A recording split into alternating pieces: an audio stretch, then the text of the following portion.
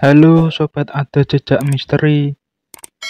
Di balik tembok raksasa yang menjulang ribuan kilometer di daratan Asia Timur, tersimpan sebuah rahasia yang jarang diketahui. Tembok besar Cina, simbol kekuatan dan peradaban kuno Tiongkok, ternyata menyimpan jejak sejarah yang mengejutkan. Bukan hanya benteng militer, tetapi juga disebut sebagai tempat peristirahatan terakhir salah satu nabi yang namanya disebut dalam Al-Quran, Nabi Zulkifli. Bagaimana mungkin seorang nabi yang diyakini berasal dari kawasan Timur Tengah bisa dimakamkan di negeri Cina? Apakah ini fakta atau hanya mitos yang berkembang dari penafsiran budaya dan agama? Yuk kita bahas.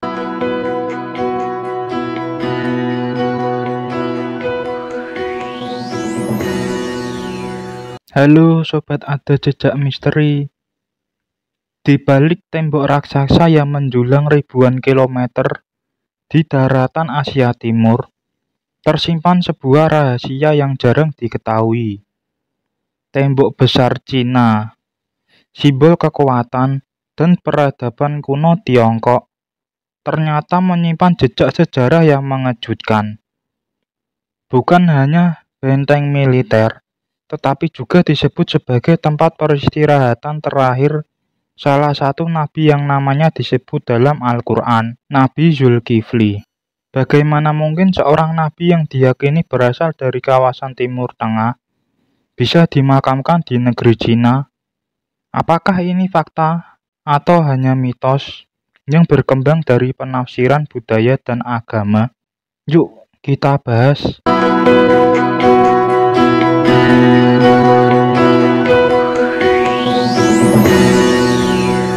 Siapakah Nabi Zulkifli?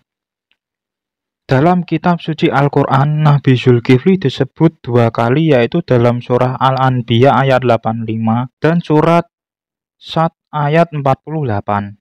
Beberapa pendapat menyatakan bahwa Zulkifli bukan nama asli, melainkan gelar. Dalam bahasa Arab, Zul berarti yang memiliki, dan Kifli berarti bagian ganda atau tanggung jawab. Maka Zulkifli bisa diartikan sebagai yang memiliki tanggung jawab besar atau yang menanggung dua beban. Ada pendapat yang menyebut bahwa Nabi Zulkifli adalah putra Nabi Ayub. Ada pula yang meyakini ia hidup sezaman dengan Bani Israel dan memimpin mereka dengan keadilan. Lalu bagaimana kisahnya bisa berujung ke Cina? Hubungan Islam dan Cina. Cina bukanlah negeri asing dalam sejarah Islam. Hubungan antara Muslim dan bangsa Tiongkok sudah terjadi sejak zaman Nabi Muhammad SAW. Bahkan ada hadis masyhur yang mengatakan, tuntutlah ilmu sampai ke negeri Cina.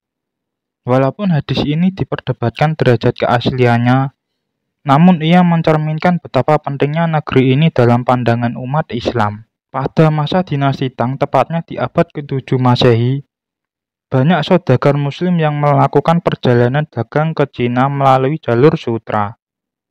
Islam pun berkembang, bahkan beberapa jenderal Muslim menjadi bagian penting dari kekuatan militer Cina. Di tengah dinamika ini, banyak tokoh Muslim mulai menelusuri kemungkinan adanya nabi-nabi yang berdakwah di kawasan Asia Timur sebelum era Muhammad SAW. Salah satu kisah yang paling mengundang tanya adalah keberadaan makam seorang nabi yang disebut sebagai Zulkifli, terletak di provinsi Henan dekat wilayah tembok besar Cina. Makam misterius di Henan. Makam ini terletak di kota Shanri di provinsi Henan, tepatnya di daerah Luoyang, sebuah kawasan yang kaya akan sejarah dan peninggalan budaya. Beberapa catatan dari dinasti kuno Cina menggambarkan tentang seorang guru suci dari barat yang datang untuk menyebarkan nilai-nilai moral, keadilan, dan kesabaran.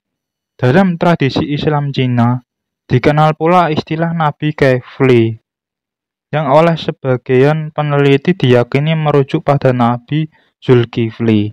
Yang menarik, posisi makam ini berada tidak jauh dari jalur tembok besar Cina bagian selatan.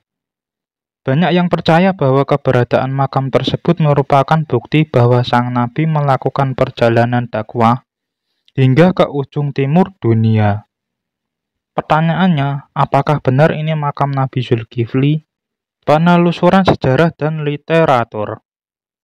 Peneliti dari berbagai negara termasuk dari Indonesia, Malaysia, dan Timur Tengah telah mencoba menelusuri kebenaran ini.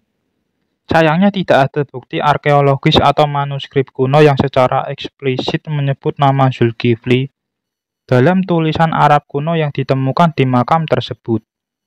Namun, banyak yang percaya bahwa ketidakhadiran bukti tidak serta-merta membantah kebenaran.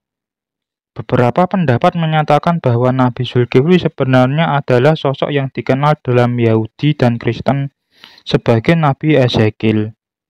Sementara itu, sejarah Islam Cina juga mencatat tokoh-tokoh awal penyebar Islam yang mengadopsi kisah-kisah para nabi sebagai simbol perjuangan. Perspektif budaya dan masyarakat.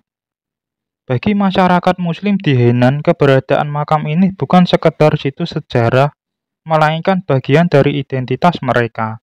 Upacara tradisional dilakukan dengan penuh penghormatan, dan pengurus situs selalu menyebutkan bahwa sosok ini adalah nabi yang membawa kedamaian dari arah barat. Mereka percaya makam ini adalah tempat suci yang penuh berkah. Pemerintah setempat pun tidak melarang kegiatan keagamaan di situs tersebut, bahkan menjadikannya sebagai bagian dari promosi wisata sejarah. Akan tetapi, ada pula pihak yang skeptis. Beberapa akademis Cina modern menyebut bahwa kisah ini hanyalah bagian dari folklore lokal yang tidak bisa dibuktikan secara ilmiah. Kesimpulannya, pertanyaan besar masih menggantung.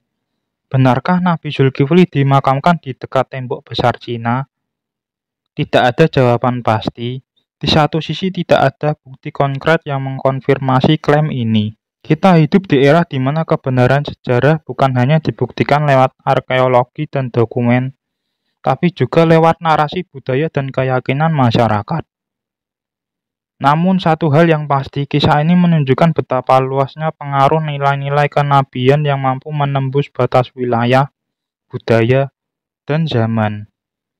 Nabi Zulkifli dengan kesabaran dan tanggung jawabnya menjadi simbol keteguhan iman dimanapun makamnya berada. Entah benar atau tidak, kisah ini mengajak kita untuk merenung bahwa para nabi bukan hanya milik satu bangsa, tapi milik seluruh umat manusia.